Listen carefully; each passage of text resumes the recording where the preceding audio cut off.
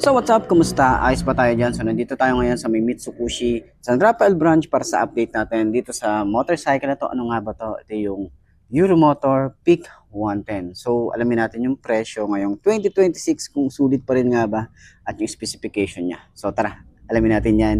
Walk around na natin. Ayos na ayos siya.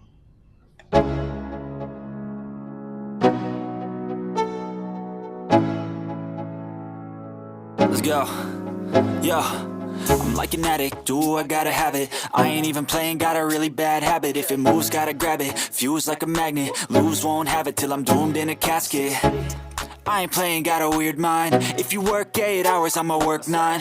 If the shoot tastes sour, you should taste mine. I'ma stay in power for a long time.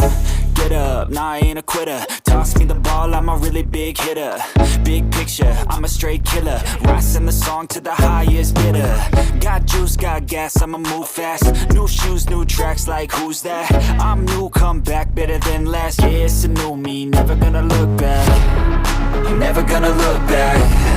Cause damn, I was built to last. You move slow and I move fast, and that's facts. Only I can make a change. Slowly take a step today. I will never be the same.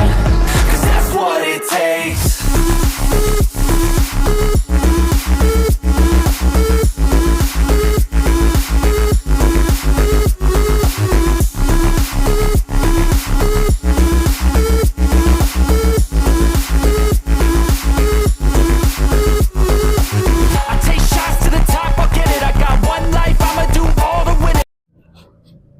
So yun ang mga best no, sa lahat ng mga nagtatanong kung sulit nga ba ang Peak 110.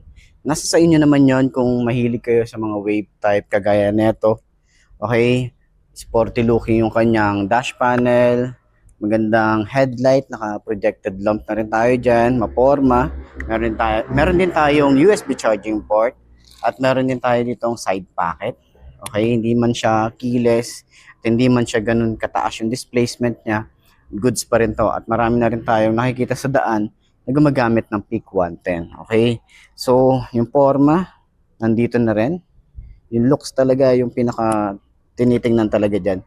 Tapos yung kulay, okay, meron tayong kulay parang blue yung dating niya, medyo may pagka dark, hindi ko masasabing gray kasi hindi naman talaga siya gray may pagka dark blue, and then yung decals maganda no? Hindi siya masakit sa mata. So upuan natin 110cc, pwedeng pang long ride ba? Pwede to, pang long ride. Okay, yung ano nga, smash nga na mas mababa pa yung displacement na ito. Pwedeng i-long ride ito pa kaya, 'di ba? So, ito yung tsura natin kapag nagra-rides. Ayan. So, ano naman tayo dito? Upright position pagdating sa ating riding position, no? Ayan. So, pwede tayo mag-angkas. Maluwag yung ating OBR dito. And 5'2" yung ating height. Manageable naman, sobrang gaan ng motorcycle. Turning radius, malawak din. Yung shock sa harap, goods din naman. And then yung upuan, sobrang lambot din ng upuan nito. Ayan. Pwede ito sa mga OBR natin na pang long ride din. Okay? So, ano naman to? Carb type, pero goods lang yon, wala namang problema doon. Tsaka semi-automatic ang isang to.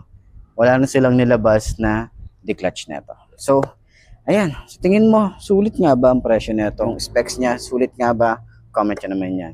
So, para sa akin, yung looks nito, goods para sa beginner bike at gusto nyo ng semi-automatic na motorcycle, pwede ang isang to. Itong Peak 110. Okay? So, center stand, magaan ba? Magaan. Sobrang gaan ng motorcycle. Ayos. I do what's right, push until I fall. I'm slipping, begin back up, always stand tall, I'm grinning. I got cuts real deep in, bruises scarred. I had to learn how to think with my head not heart. I've been chewed up, spit out, torn apart. But picking up all the pieces is a form of art. I'm never gonna look back, cause damn, I was built to last. You move slow and I move fast, and that's facts. Only I can make a change. Slowly take a